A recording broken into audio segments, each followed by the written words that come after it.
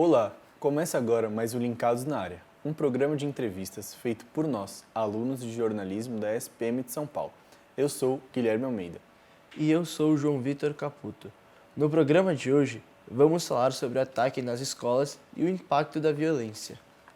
Segundo a Agência Brasil, o primeiro ataque a escolas ocorreu há 21 anos e desde então mais de 25 casos foram registrados.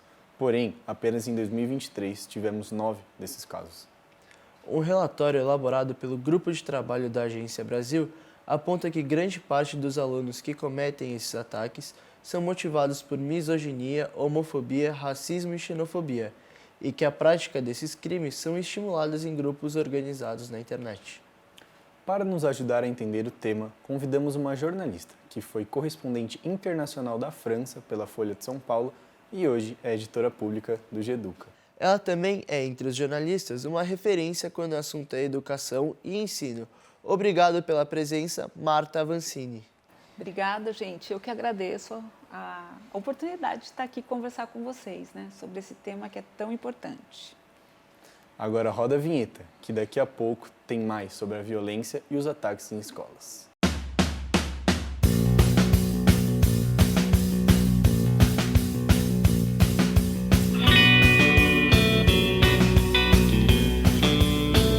No começo desse ano, ocorreu uma série de ataques em escolas. Por que esses ataques? Difícil da gente responder. Porque assim, a gente já tinham ocorrido ataques em escolas no Brasil, como vocês pontuaram, começou já há mais de 20 anos. E o que aconteceu? O que as pesquisas têm mostrado é que tem ocorrido um aumento da frequência com que esses ataques acontecem. E nesse ano, o que aconteceu? A gente teve um ataque em março, que foi um ataque praticado por um aluno ou um ex-aluno, eu não estou bem certa, e uma semana depois a gente teve uma invasão de uma creche por um adulto, não era uma pessoa conectada com a escola, com a comunidade escolar, que invadiu a creche e também resultou em crianças mortas, enfim, foi tudo isso. O que está acontecendo? Eu acho que essa é uma pergunta que tem muita gente tentando responder, tem pesquisadores, tem um grupo de trabalho do MEC trabalhando nessa questão. E o que eu acho que o que está acontecendo, o que essas pesquisas têm mostrado, é que tem uma relação entre esses ataques e esse processo de disseminação de uma cultura extremista, de uma cultura de ódio dentro da internet. Eu acho que o que as pesquisas têm sinalizado em termos de explicação e de caminho para entendimento desse fenômeno é justamente isso, quer dizer, tem essa relação entre esses dois fenômenos. A escola é um lugar de experimentação, do exercício do livre pensar, e é uma contradição ocorrerem ataques nas escolas. Por que ocorreram tantos ataques nas escolas? Então, isso é uma coisa, eu estava vindo para cá e estava justamente ouvindo uma live que aconteceu faz uns 2 dias no YouTube sobre esse tema, E o que a pesquisadora dizia, Eu sempre vou nas pesquisas, nos estudos, para tentar entender esse fenômeno. A escola, ela é um lugar de convivência da diversidade.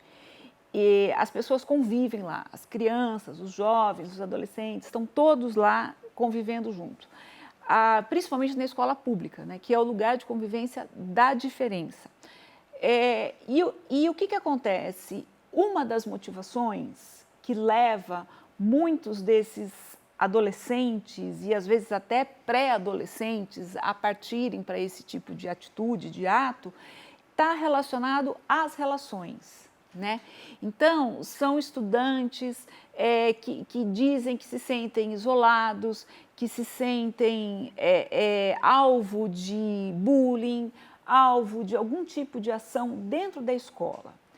E o ataque, o que acontece muitas vezes? São estudantes que, por N motivos, isso é um fenômeno complexo, é muito importante a gente chamar atenção para isso, eles acabam encontrando, eles têm uma vida de isolamento, vamos dizer assim, eles se sentem isolados, eles não se sentem vistos, não se sentem reconhecidos no espaço escolar, nem entre os pares, os outros adolescentes, e eles vão para esses grupos na internet e, de alguma maneira, eles acabam sendo reconhecidos, ouvidos, né? O que as pesquisas mostram é que tem muito um fenômeno que chama câmara de eco que acontece. Então, você chega lá no grupo e fala, eu não aguento mais a minha escola, eu sou alvo de bullying, eu não aguento mais. Aí o cara fala, não, é isso mesmo, você tem que ir lá, faça alguma coisa, reaja, né?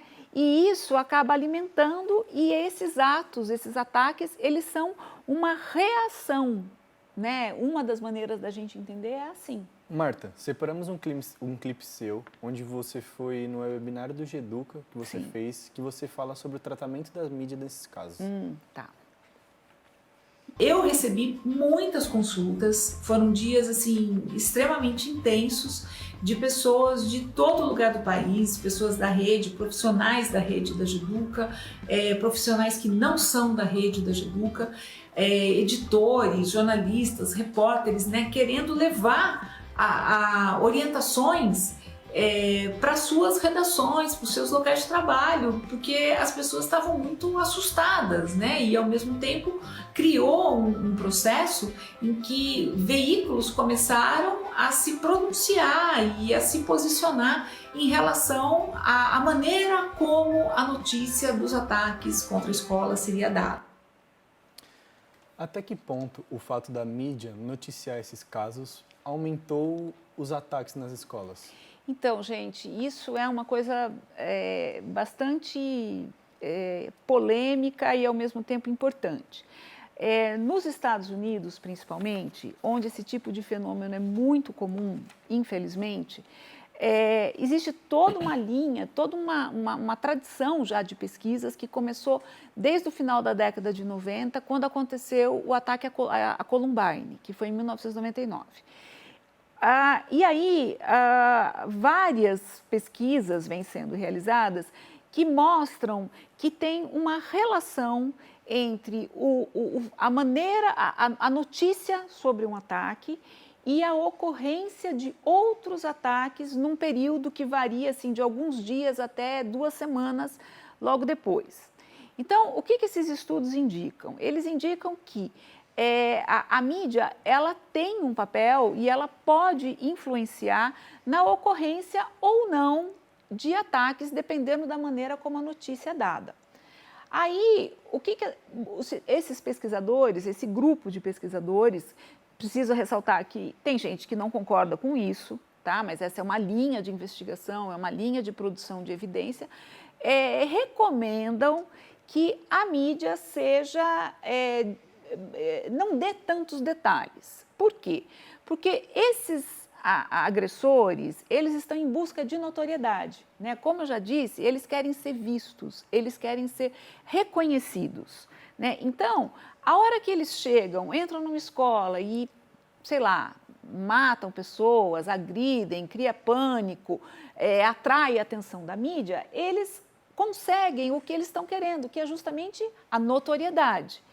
Então, existe essa recomendação para que a mídia evite detalhes, né? Isso traz uma questão, porque assim, dentro do jornalismo, quer dizer, tem pessoas que falam, não, nós temos que dar a notícia, né? O jornalismo tem um papel de dar informação completa, bem apurada, correta, né? Por quê?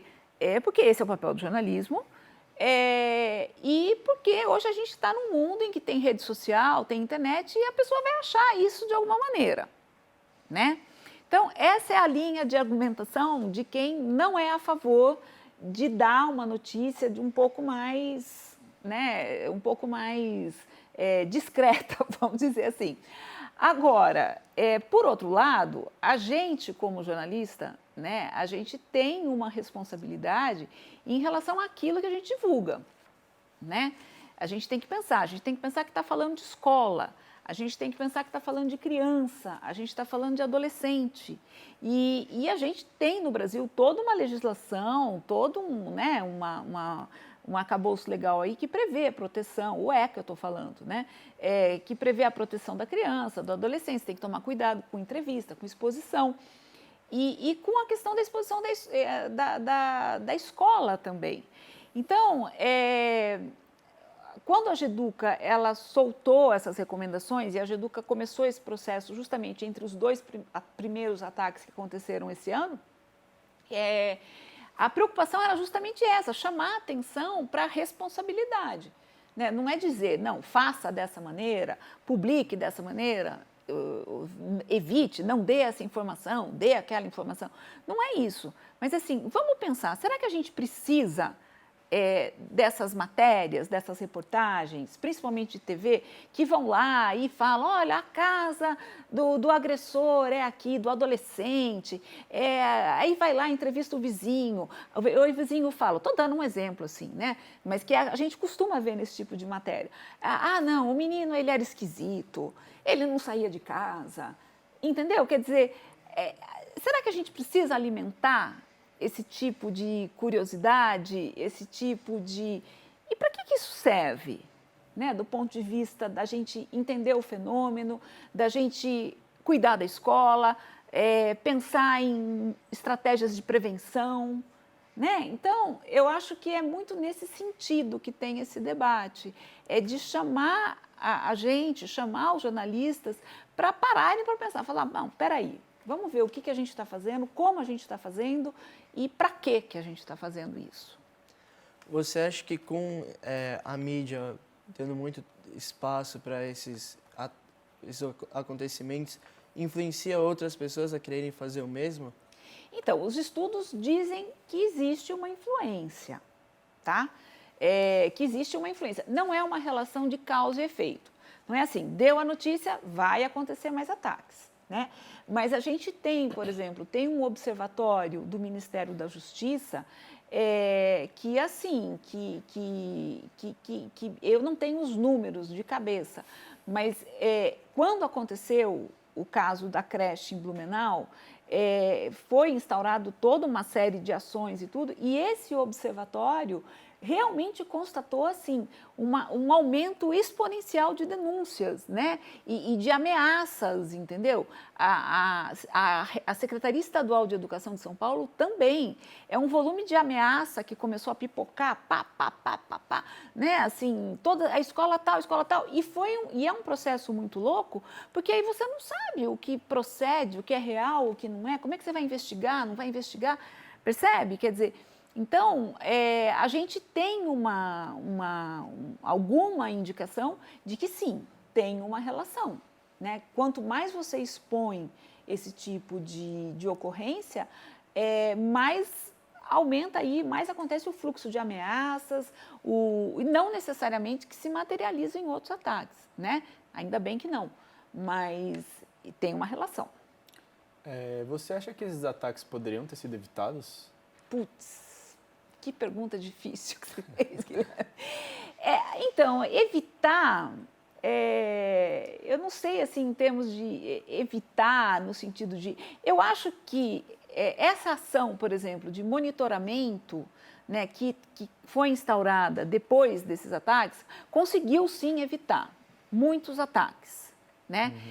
Eu não sei se vocês se lembram, mas em abril, por ali, teve até notícias de prisão, né? Lembra? Então, quer dizer, teve um processo de monitoramento desses grupos na internet e isso resultou, sim, em evitar.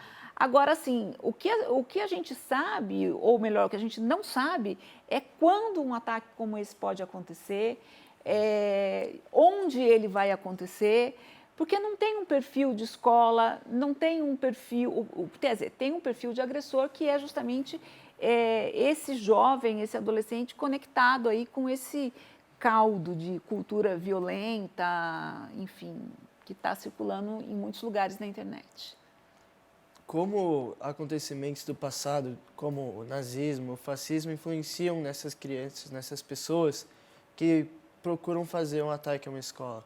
Então, tem um relatório que foi apresentado para o governo de transição que mostra, que focou exatamente, precisamente nessa questão dessa relação de uma cultura de extrema-direita, né, de uma cultura extremista, de uma cultura de violência com os ataques. E esses últimos ataques, esse relatório mostra que existe uma relação, sim. Por quê? Porque é esse tipo de cultura, é esse tipo de informação que circula nesses ambientes, nesses grupos da internet. Então, tudo tem indicado que é nessa direção. Quer dizer, é um pouco isso. Existe um pouco, a gente precisa ficar atento a isso. Você disse que não tem como prever um ataque a uma escola, né? Mas como que você acha que as escolas elas podem se prevenir de um ataque? Então, quando acontece um ataque, a primeira coisa que a gente vê normalmente é assim, vamos aumentar a segurança, vamos colocar a polícia dentro da escola, vamos... E a experiência, por exemplo, dos Estados Unidos mostra que não necessariamente você evita, né, tendo mais segurança. E, inclusive, nesse conjunto de ataques que aconteceu no Brasil, se eu não me engano, 2 aconteceram em escolas militarizadas, né, que são escolas que têm ali, em tese, toda uma disciplina, toda uma segurança, todo um controle, que funciona dentro de uma outra lógica. Então, o que os estudos mostram é que não necessariamente, que o que ajuda a prevenir é a gente ter uma escola que tenha debate, que tenha espaço para os jovens, para os adolescentes, que permita um protagonismo, que a gente fale das questões, que a gente tenha um ambiente de convivência, de diálogo, em que a gente trate das questões que tem a ver com a vida dos adolescentes, com a vida dos jovens, né? E com o mundo que a gente está vivendo. Então, não adianta a gente fazer de conta, não, vamos gradear tudo, vamos fechar tudo, não sei o quê. Não resolve necessariamente, né? Até porque, isso eu ouvi, esse argumento eu achei super interessante, quer dizer, o agressor pode ser justamente um adolescente que está naquela escola, né? E que está vendo como é que é a estrutura de segurança daquela escola, quanto o horário de entrada e de saída do segurança, você entendeu? Então, ele está ali e vendo, identificando uma possível brecha, né? Estou imaginando uma situação aqui, obviamente, né? Para ele fazer o ataque dele, entendeu? Né? Agora, com relação à prevenção, por exemplo, esse último ataque que aconteceu agora em São Paulo, né? Aqui agora no mês de outubro, o menino ele avisou no grupo. No grupo de internet que ele frequentava. Eu acho que era no Discord, um chat lá do Discord. E ele avisou de madrugada que ele ia atacar. Ele falou qual era a escola. E isso veio a público depois, entendeu? Quer dizer, então, esses mecanismos de monitoramento e pensar, talvez, numa regulação do funcionamento desses grupos, dessas redes da internet, eu acho que isso é uma coisa muito importante também do ponto de vista da prevenção. Acho que até o Fantástico chegou a fazer uma reportagem a respeito desse ataque que teve recentemente em São Paulo, que falou sobre o Discord. Isso. E como você acha que alunos, professores, funcionários conseguem lidar com esse trauma? Isso é uma coisa assim que geralmente leva tempo, né? É uma coisa assim, e depende muito do apoio que a escola recebe em termos assim de apoio, estrutura psicológica, enfim, ter psicólogo na escola, porque esse é um fenômeno, gente, ele é multifatorial. Então, a escola sozinha, ela não vai responder, ela não vai resolver. Não adianta a escola ter um super ambiente de diálogo, disso, daquilo, não sei o quê, e, de repente, porque tem todo mundo correndo na internet. Né? Então, são coisas que envolvem vários níveis, várias dimensões que tem que trabalhar juntas, né? Na verdade. Acho que é um pouco isso. E quem nós podemos responsabilizar pelos ataques? É difícil responsabilizar. Eu acho que... Não sei, eu acho que se a gente... Eu acho difícil, assim, eu acho que responsabilizar não é apontar o dedo, né? Falar, não, é você, ou é a falta de estrutura da escola, ou é isso, ou é aquilo. Eu acho que a gente tem que olhar para isso como uma questão social, complexa, cultural, né? Que tem a ver com o tempo que a gente está vivendo, com essa disseminação aí da comunicação técnica, né, dos meios tecnológicos, etc. e tal. Então, tem tudo a ver com isso. Quer dizer, eu acho que a gente tem que pensar isso de uma maneira ampliada e buscando unir esforços e unir perspectivas para dar conta, né, de um mundo que está tão acelerado, é tanta mudança, é tudo tão rápido, né, assim. que a gente fica meio perturbado, mas eu acho que é unindo educação, saúde, monitoramento de internet, né? Aumento de consciência, né? A gente tem que entender, tem que passar para os adolescentes, para os jovens, para as crianças, né? Os riscos que estão embutidos na internet, aprender a lidar com a informação que circula na internet, né? A educação midiática é super importante. Enfim, eu acho que é um conjunto de medidas aí. Né? A responsabilidade, eu acho que é um pouquinho de cada um, vamos dizer assim. Não tem um só, né? Não, eu não diria que não tem um, não. Infelizmente, nosso tempo acabou, Marta, mas agradeço por você ter participado, porque é um tema muito presente na nossa sociedade. Eu que agradeço, foi um prazer falar com vocês. Né? Eu também acho que é muito importante a gente pensar e trazer sempre reflexões e ampliar aí o olhar e ajudar, né? A disseminar informação e ideias sobre esse assunto aí, que é tão importante. Obrigada, gente. Bom, queria agradecer a oportunidade de você estar aqui. Também agradeço. E também gostaria de agradecer a toda a equipe do Linkados. Se você quiser ver outros programas do Linkados na área, é só entrar no site do portal de jornalismo da SPM São Paulo, www.jornalismosp.espm.edu.br. Até mais!